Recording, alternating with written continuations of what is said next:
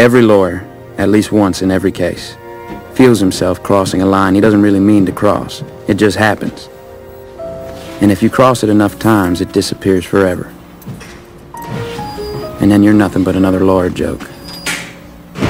Just another shark in the dirty water. Le droit en personne, par Fabien Girard de Barros.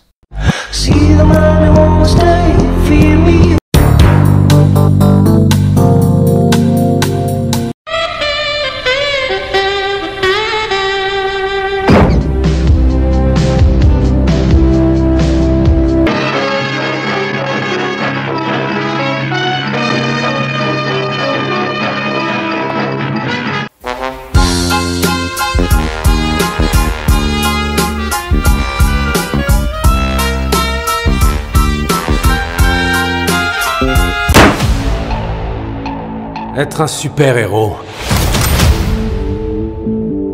c'est être en première ligne. Qui peut protéger le monde, à part des gens comme toi et moi?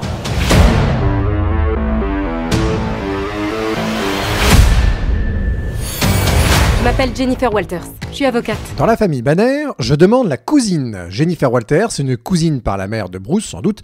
Elle est grande, elle est athlétique, elle a les cheveux longs et sombres. Ah, petit détail esthétique, elle a la peau verte quand elle s'énerve. Oui, et elle répond aussi au doux nom de She-Hulk. Elle est récemment Tatiana Maslany sur les écrans. Le 17 août 2022, les scénaristes de Disney Marvel proposent en effet de suivre sur la chaîne vidéo à la demande éponyme les aventures de cette super-héroïne avocate qui se trouve face à un défi unique. L'équilibre délicat entre sa vie personnelle, sa carrière juridique et sa quête de justice. Marvel a choisi une voie inattendue en présentant les tout premiers extraits de ses aventures sous une forme de comédie juridique. C'est une première pour les studios, et dans ces extraits, nous la découvrons jonglant entre les rendez-vous amoureux via Tinder. Elle est ancrée dans le monde réel contemporain. Est-elle wokiste ? Créée par le scénariste Stan Lee et le dessinateur John Buscema, notre personnage de fiction apparaît pour la première fois dans le comic book Savage She-Hulk en février 1980. C'est que vers la fin des années 70, la série de bande dessinée Incredible Hulk et son adaptation télévisée rencontrent un énorme succès. Cependant, Marvel Comics s'inquiète de la possibilité d'une série dérivée mettant en vedette une version féminine de Hulk. La société de production Universal Television avait précédemment lancé Super Jamie après le triomphe de l'homme qui valait 3 milliards. La création d'une telle série aurait privé Marvel de ses droits potentiels sur ce personnage. Alors pour éviter cette situation, Marvel fait appel à Stan Lee pour concevoir un nouveau personnage Hulk, cette fois au féminin, garantissant ainsi leur contrôle sur cette franchise. She-Hulk va avoir droit à 8 séries régulières ainsi que 5 one-shots dont elle est l'héroïne principale.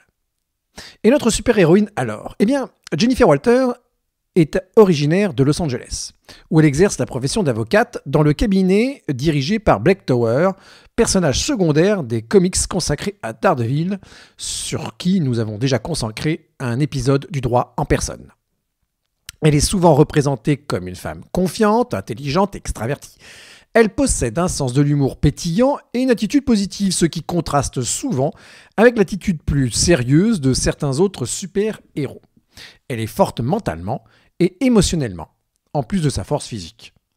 Un jour, Jennifer est victime d'une attaque orchestrée par le chef du crime organisé, Nicholas Trask, qui la blesse par balle. Bruce Banner, Hulk pour les Béotiens, de passage en ville et compatible avec, pour une transfusion sanguine, lui donne son sang. Cette transfusion a un effet inattendu sur Jennifer, la transformant en une version féminine de Hulk qu'elle endosse, avec une rage similaire à celle de son cousin. Heureusement, elle parvient rapidement à retrouver son équilibre mental ainsi que son intelligence tout en continuant à incarner le personnage de She-Hulk. Sous la plume du scénariste Dan Slott, She-Hulk quitte la résidence des Avengers et est licenciée du cabinet d'avocats. Par la suite, elle est recrutée par le cabinet Goodman, Lieber, Klutzberg et Holloway, qui vient d'ouvrir un département spécialisé dans les affaires impliquant justement les individus surhumains. Nous y reviendrons.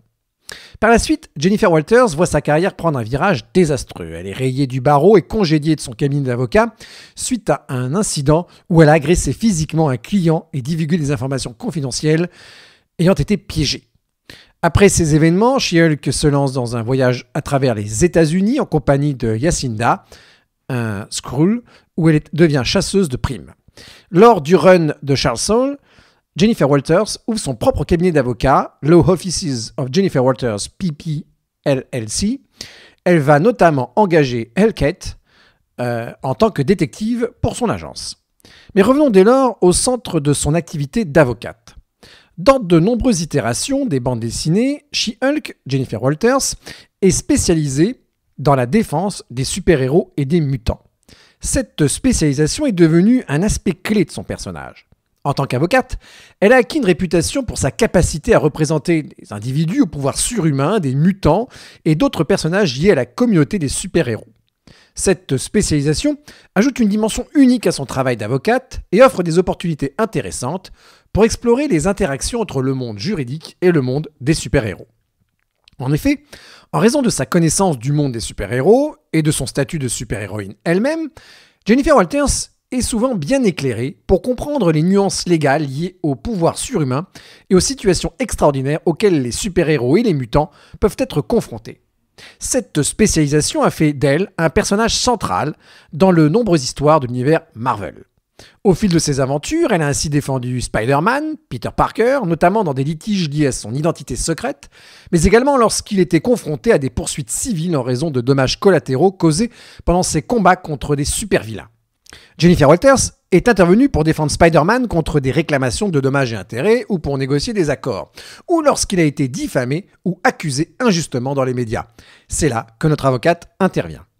Elle a défendu Hawkeye, Clint Barton en tant qu'archer et super-héros, les X-Men à plusieurs reprises, Daredevil, on l'a déjà vu, Matt Murdock, The Fantastic Four, The Avengers, et elle a parfois dû se défendre elle-même devant la loi lorsqu'elle était She-Hulk. On pourrait lui décerner une spécialisation en droit des mutants si celle-ci figurait parmi la liste des 28 mentions publiées par le garde des Sceaux le 28 décembre 2011. Le droit des mutants est un concept important dans l'univers Marvel, notamment dans les histoires impliquant des personnages mutants que les X-Men. Rappelons que les mutants sont des individus nés avec des pouvoirs surhumains, souvent génétiquement héréditaires, qui se manifestent à l'adolescence. En raison de leur pouvoir, les mutants sont souvent confrontés à des problèmes juridiques et sociaux particuliers. Ainsi, ils font souvent face à la discrimination en raison de leur pouvoir. Des lois anti-mutants ont été créées, interdisant ou limitant l'utilisation de leurs capacités, et les mutants peuvent être exclus de certains emplois, écoles ou quartiers en raison de leur statut de mutant. Certains gouvernements dans l'univers Marvel ont tenté de réglementer les pouvoirs des mutants en adoptant des lois sur les super-pouvoirs. Ces lois peuvent exiger que les mutants s'inscrivent, se fassent recenser ou obtiennent des licences pour l'utilisation de leurs capacités. Les mutants ont les mêmes droits civils et légaux que les autres citoyens, et des avocats, y compris Jennifer Walters, peuvent intervenir pour défendre leurs droits en cas de discrimination, de poursuites injustes ou de violation de leur liberté civile. Certaines histoires ont présenté des lieux spécifiques où les mutants peuvent se réfugier en toute sécurité, comme l'Institut Xavier pour jeunes surdoués, dirigé par le professeur X, le leader des X-Men. Ces endroits, souvent des sanctuaires pour les mutants, peuvent être des territoires neutres en termes de législation et de droits des mutants. Bref, dans l'univers Marvel, les mutants peuvent faire appel à des avocats spécialisés en droit mutant pour les conseiller et les représenter dans des affaires liées à leur pouvoir et à leur situation de mutant. Des avocats spécialisés en droit mutant, certes, mais Marvel insiste beaucoup sur le fait que Jennifer Walters soit elle-même une mutante, ce qui lui conférerait une légitimité toute particulière pour la défense de ses congénères. Et j'en arrive donc à poser la question qui fâche. Sous l'égide d'une lutte contre l'appropriation culturelle galopante sur fond d'essor wokiste au sein de l'Occident, ne s'agit-il pas de nous faire désormais comprendre que pour bien défendre un client, il faut partager son combat, la discrimination dont il est naturellement victime, ses idées politiques ou autres symptômes d'identification légitimes. Ici, être une mutante pour bien défendre un mutant. Le 3 janvier 2022, dans l'hebdomadaire britannique juif The Jewish Chronicle, plusieurs personnalités juives du théâtre et du cinéma étaient sollicitées pour commenter les déclarations d'une actrice non juive qui se demandait très sérieusement si elle était la mieux placée en tant que chrétienne pratiquante pour jouer le rôle d'une mère juive qu'elle a tenue de 2011 à 2020 dans Friday Night Diner, une sitcom britannique sur les dîners de Shabbat d'une famille juive de Londres. À cette occasion, l'actrice juive britannique Maureen Lipman en a profité pour critiquer l'attribution du rôle de Golda Meir à Helen Mirren parce qu'elle était non-juive. Loin de remettre en cause le talent de cette dernière, Maureen Lipman estime que la judéité de Golda Meir est essentielle. En reprochant à un cinéaste israélien l'attribution du rôle de Golda Meir à une actrice non-juive, des artistes juifs ont brandi l'anathème de l'appropriation culturelle et du Jew face. Anathème qui a visé aussi Bradley Cooper, qui incarne bientôt le compositeur et chef d'orchestre Leonard Bernstein dans son Maestro.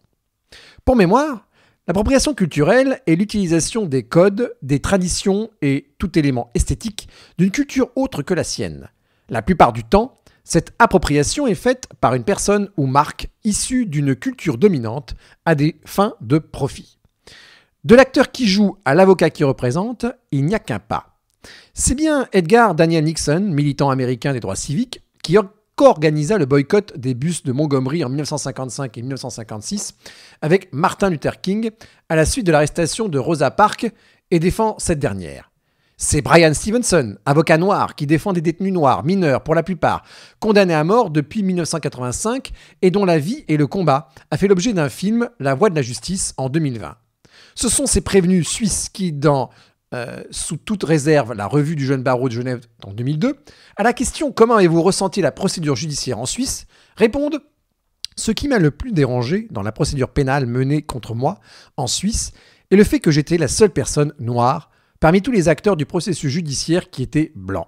Les policiers étaient blancs, les interprètes qu'on m'a attribués étaient blancs, les juges étaient blancs, mon avocate était blanche, les greffiers au ministère public ou au tribunal étaient blancs.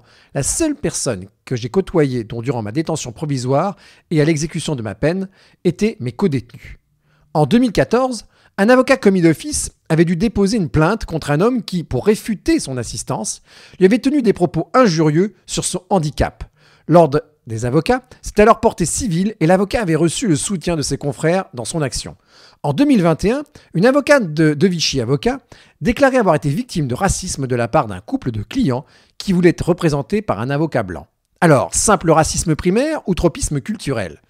On penchera bien volontiers pour la première proposition, mais avec la recherche permanente d'une communauté identitaire pour évoluer dans la vie, il n'y a qu'à voir les réseaux sociaux, ou ici pour se défendre, quelle illégitimité à vouloir que son avocat partage un maximum de choses, d'idées, de liens avec soi.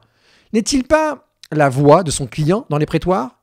Dans l'univers Marvel, le fait d'être un mutant n'est pas une condition préalable pour défendre les droits des mutants.